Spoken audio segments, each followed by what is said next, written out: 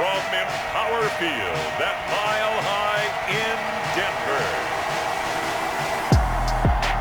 It's Week 3 of the NFL on EA Sports.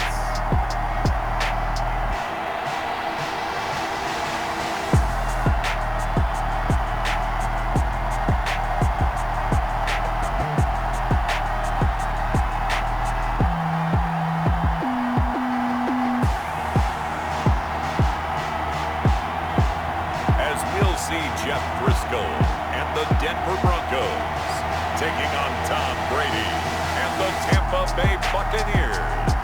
We find ourselves at the foot of the Rockies, Denver, Colorado, for this edition of the NFL on EA Sports. A moment ago, through a shower of pyrotechnics, it was the hometown Broncos taking the field as they get set to do battle with the Tampa Bay Buccaneers.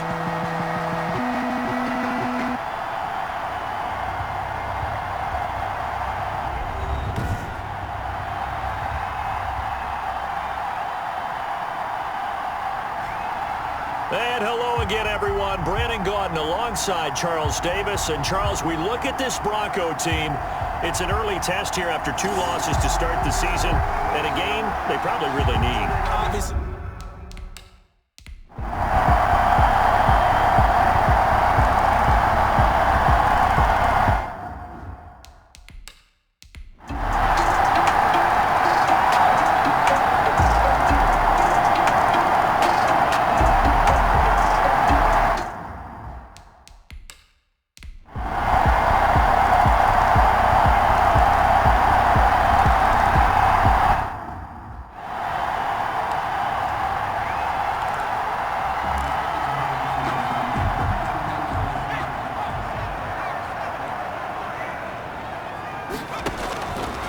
Second and 12. Driscoll sets up the screen to Gordon. So the screen good for only 2. Now it's 3rd down. I thought that wasn't a bad time to call the screen. I thought late game, down on the scoreboard, had to figure they were expecting a pass downfield. So the edge rushers, they're coming. That could have hit big. You're right. Good recognition defensively to snuff that one out. And he'll be brought down at the 34, well short of the first down marker.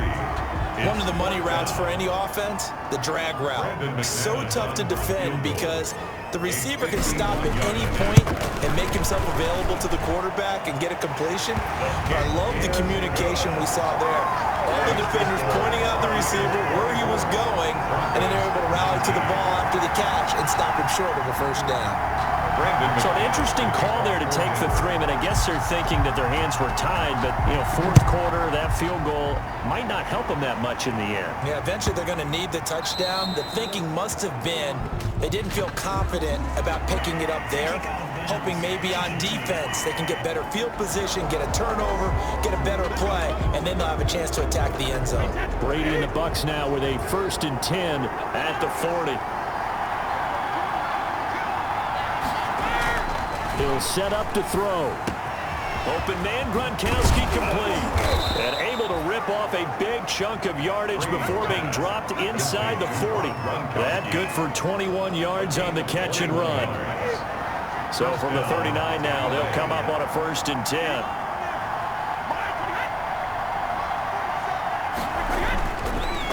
A handoff to Fournette. And he's going to get this inside the 30. A good gain again. That's now 31 yards combined on those last 2 plays. Back-to-back good plays have them on the move on 1st down. From the gun, it's Brady. And incomplete as he was knocked as he threw it. And it took the ball off course. Brady's incompletion on 1st down leads to a 2nd and 10. Throwing again. Brady. That's complete to his receiver, Godwin. And he'll be out of bounds just inside the 25-yard line. They get 6. That'll leave them with 3rd and 4. Well, whenever you talk about players that really broke out in the 2019 season, you better add Chris Godwin to that list. Over 1,300 yards receiving, 9 touchdowns, He was second among receivers last season receiving yards. And he's into the end zone for a Tampa Bay touchdown. The fourth touchdown pass of the game for Tom Brady. And the Buccaneers here finding a way to stretch their lead. In order to lead in a game, you're going to get plenty of contributors, but that's his second touchdown catch of this game. He's one of the key guys in this one. And you better believe he'll be looking for the hat trick here as this one continues to go. And following the touchdown now, it's Bradley Pinion on to kick this one away. KJ Hamler returning it. And he brings us out past the 20 to the 24. The Broncos take over 1st and 10. At their own 24-yard line. Denver's offense ready to go again. And you figure after giving up that last touchdown, they trail by 2 scores here in the fourth quarter. This drive becomes very critical. The drive starts with a completion left side. And he's taken down but able to slip across the 35. Solid way to start the drive. 13 yards picking up the first. And boy, this defense again really making things tough on him as they stop him for no gain. As usual, the hallmark of a good run defense, linebackers making plays near the line of scrimmage. Absolutely nowhere to run there. And now a throw here secured by his running back out of the backfield. Oh, I came to my feet on that one. I thought he was getting close to breaking that one big, but in the end, give some credit to the defense, finding a way to get to him and forcing a third down. Got a man, it's Judy, complete. And taking it across midfield and just shy of the 40. It'll be a pickup of 16 and a Bronco first down. On first down, he'll drop to throw. All right, this is the time of the game where they're down a couple of scores, and they've really got to get some yards in chunks, and they know the defense doesn't want to give those up, but they've got to find a way to take them anyway. Now the question is, can they string a few of those together?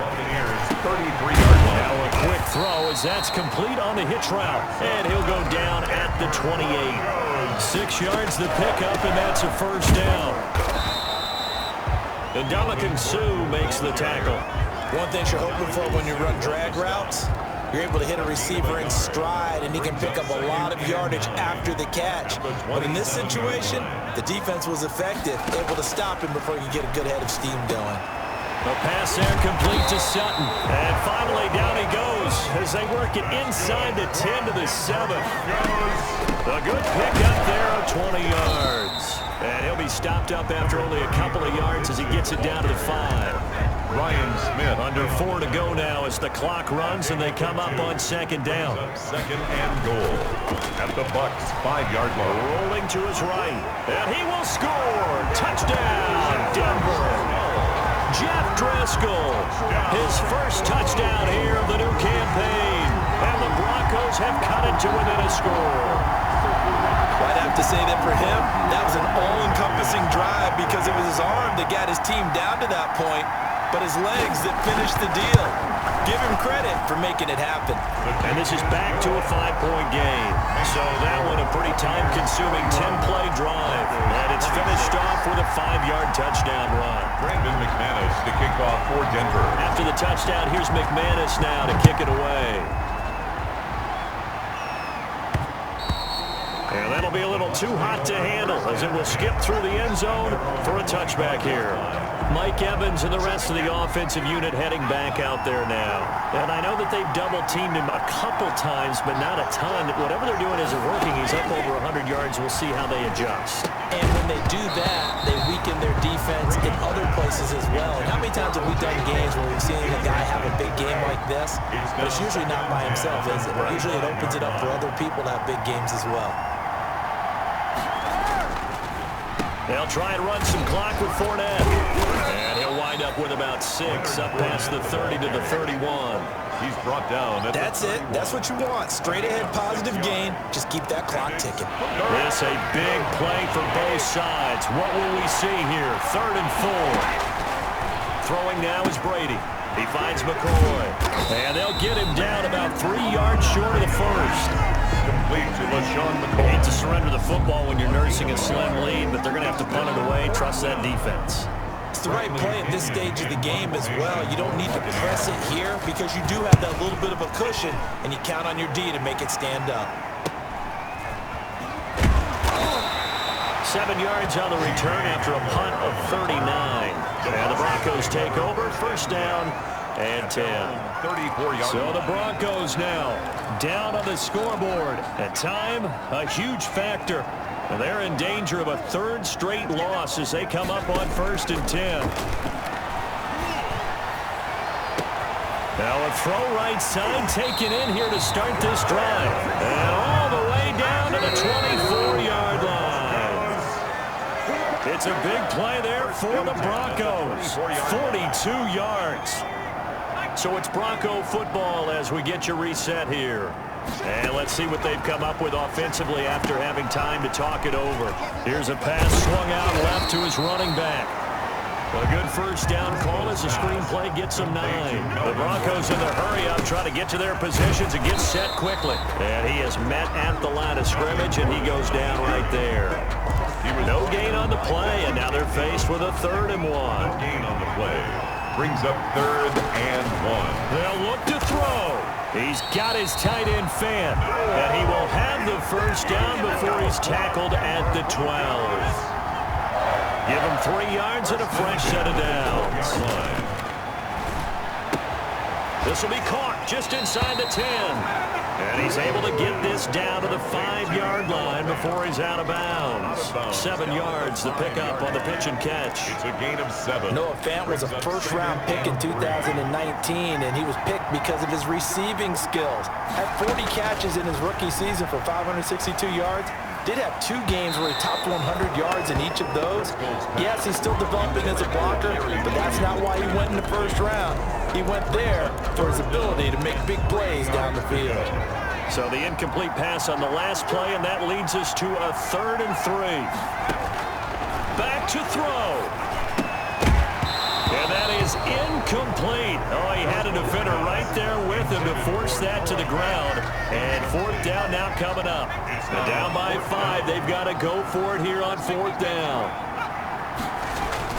They're going with Lindsey. He takes it across for the touchdown, and they've taken the lead late in the final minute of the 4th. Wow, wow, wow. I know it's a never-say-never situation, but to me, that looks like that's the one that's going to finish them off. The score that puts them in front here late, but now you got to rally your kick team, don't you, and say the last thing we need is a big return. And what happens is guys get overeager, get out of their lane because they're so excited they want to make the last tackle. You mess up, could come back at you a long way. So that effort gives him a 3-point cushion and guarantees that a field goal going forward won't beat them. Yeah, that's really good strategy because that's all you care about. Not getting beat at this stage, at least give your team a fighting chance. And with time a factor here late, he'll just take a knee and they'll start things out at the 25. The Bucs offense set to begin their next possession. They only need a field goal. Obviously, the clock a huge factor. They'll be watching that. What do they need to do here, Charles? Your sequence of plays has to get you out of bounds. Completions, get out of bounds, gain some yardage. Then when the clock hits 7 seconds or left, now you get a decision. Are you in field goal range or is it Hail Mary time? Because from 7 seconds down, you don't want to take a shot that you're going to have another play. We'll see how they handle it. Back to throw. This for his running back, McCoy. And he'll be out of bounds across the 30-yard line. They get 7 out of that, so they're left with a 3rd and 3. The second down completion got him 7. Now here's 3rd and 3. Open man has got one. It's complete. Now the Bucs going to use the first of their timeouts as the clock will stop with just under 30 seconds left to go. He's back to throw. And that's going to be incomplete. Too tough to hold on to that one. It's 2nd down. Brady's incompletion on 1st down leads to a 2nd and 10. Back to throw, Brady. He hits Gronkowski on the out route. And this is going to be another 1st down as they'll make the tackle at the Broncos' 40. The Bucs going to go ahead and use the second of their timeouts as they get it with just 19 seconds left on the clock. He'll look to throw. And he can't get a throw away. He's taken down.